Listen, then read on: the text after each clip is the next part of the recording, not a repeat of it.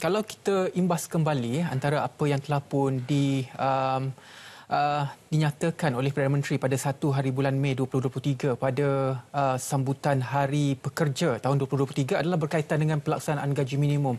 Yang mana pelaksanaan gaji minimum masih sukar dilaksanakan dan juga pelaksanaan juga hiruk pikuk. Itu kata Perdana Menteri kita pada Hari Pekerja 2023. Walaupun begitu, kita lihat apa yang berlaku pada tahun lepas yang mana perintah gaji minimum 1,500 telah pun diwartakan pada 1 Mei 2022 yang mana Warta Kerajaan Persekutuan bertarikh 27 April 2022 itu dikeluarkan oleh Menteri Sumber Manusia pada ketika itu. Jadi untuk kita melihat bagaimanakah keseimbangan antara harga barang dan juga gaji minimum ini, saya sangat berbesar hati untuk mendapatkan pandangan daripada Dr. Elia Nabila Abdul Bahari, iaitu pensyarah kanan Jabatan Ekonomi Fakulti Perniagaan dan Ekonomi Universiti Malaya. Selamat datang, selamat pagi Malaysia, Doktor.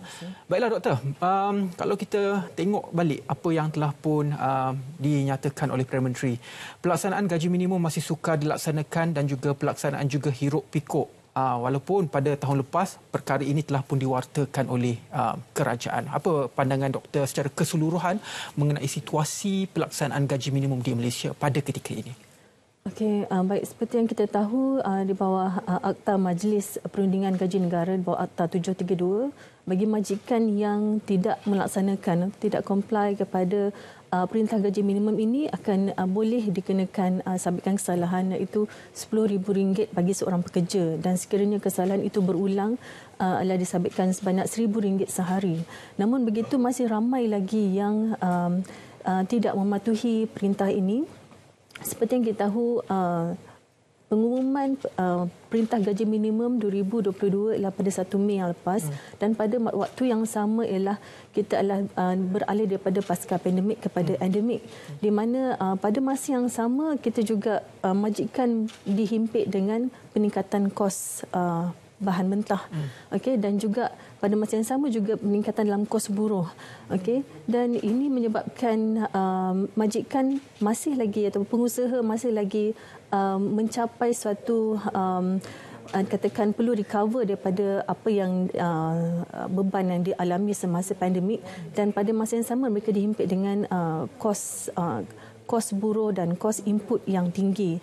Dan mengikut kajian saya bersama dengan UKM, kami dapati bahawa apabila ditanya kepada majikan dan pengusaha apakah harapan mereka sekiranya mereka menaikkan gaji, apa yang diharapkan oleh majikan adalah mereka mengharapkan pekerja untuk lebih produktif, lebih bekerja lebih rajin, di mana lebih berdisiplin dan dapat meningkatkan pengeluaran dengan lebih baik.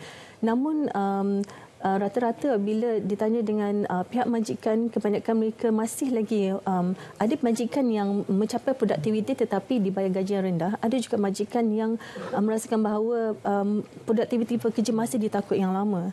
Dan kalau kita lihat dalam laporan didapati ada 200 majikan atau pengusaha yang melebihi mempunyai pekerja lebih 5 orang ataupun bukan dalam golongan mikro SME yang masih belum comply, dan saya kira jumlah ini masih banyak lagi yang belum dilaporkan, dan sehingga kini pun masih ada pekerja yang dibayar 800, 900, iaitu di bawah gaji minimum 2020, dan ini masih lagi saya tidak pasti sama ada pengusin tidak cakna dengan kadar yang baru.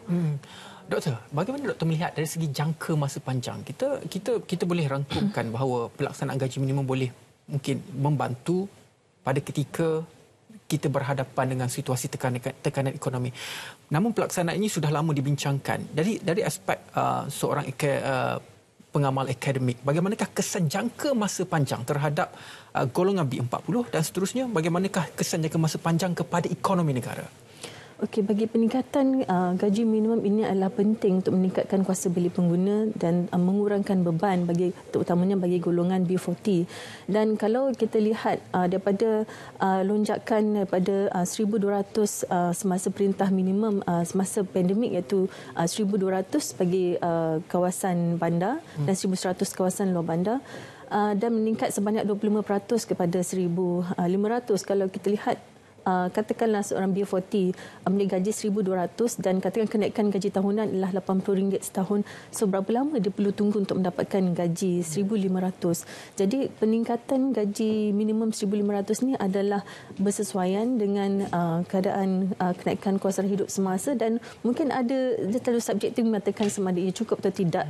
Memandangkan gaji minimum dengan gaji sara hidup adalah satu perkara yang berbeza, dan mana sekurang-kurangnya B40 ini dapat meningkatkan penggunaan, dan dalam masa yang sama peningkatan gaji minimum ini adalah satu asas untuk kenaikan pada tahun yang akan datang, dan juga dia juga dapat meningkatkan simpanan KWSP kerana cara ini ialah berdasarkan peratusan.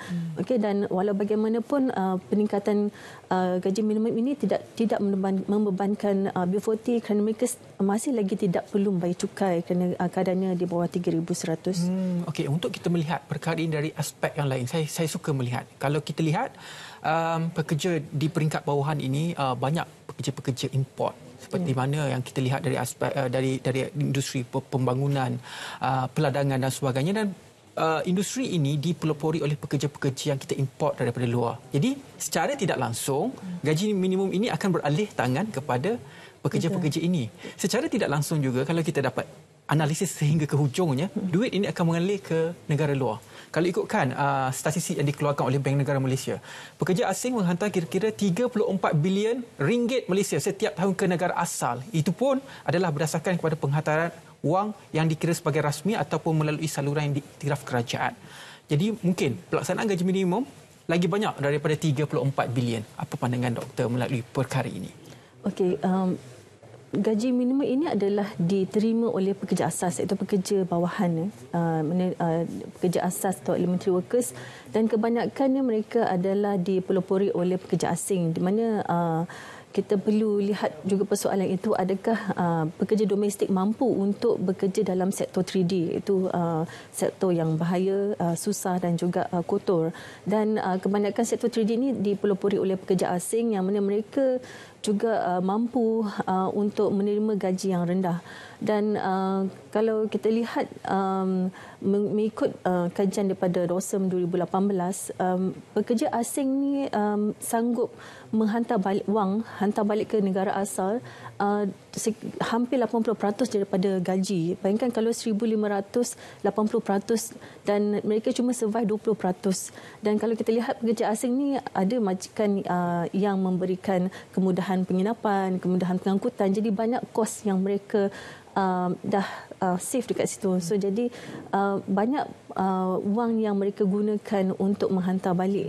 Dan kalau kita lihat pihak kerajaan perlu halusi kerana wang yang dihantar balik ke negara asal merupakan satu bocoran lah kepada negara. Dan walaupun katakan peningkatan kadar faedah meningkat untuk menarik, mengukuhkan nilai ringgit, tetapi disebabkan penghantaran wang ke luar akan melemahkan ringgit juga. Jadi ini adalah satu disruption atau kekangan untuk melaksanakan satu polisi. Dan maka kalau kita lihat untuk wang luar masuk ke Malaysia, kita kenakan cukai, dan begitu juga wang daripada Malaysia untuk keluar, kita juga perlukan cukai, dan perlu adakan limit berapa banyak wang yang boleh dibawa keluar.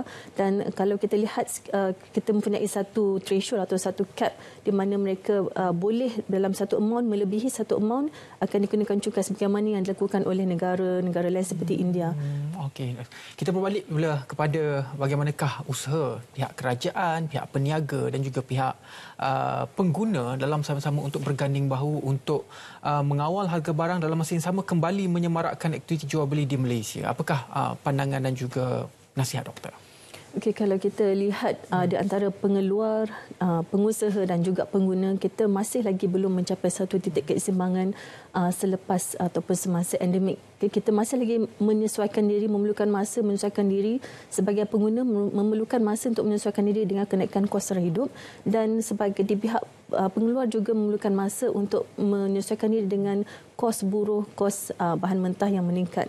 Jadi kedua-dua ini sedang menghadapi tekanan, dan maka sebagai pengguna perlulah bijak dalam menguruskan wang yang diperoleh daripada pendapatan dan juga berhati-hati dalam berbelanja. Dan sebagai pengguna juga perlulah ke arah membeli barang buatan tempatan supaya wang itu berlega-lega dalam negara dan mengurangkan membeli barang import. Dan juga sebagai pekerja perlulah meningkatkan produktiviti supaya apa yang wang yang digunakan itu dapat dimanfaatkan dengan sepenuhnya dan mendapat timbal balas atau give and take antara pekerja dan pengeluar. Dan juga sebagai pengeluar perlulah memastikan untuk meningkatkan pengeluaran, meningkatkan produktiviti selari dengan permintaan, tekanan permintaan yang berlaku sekarang supaya tidak berlaku kekurangan ataupun shortage barangan yang boleh menyebabkan peningkatan harga.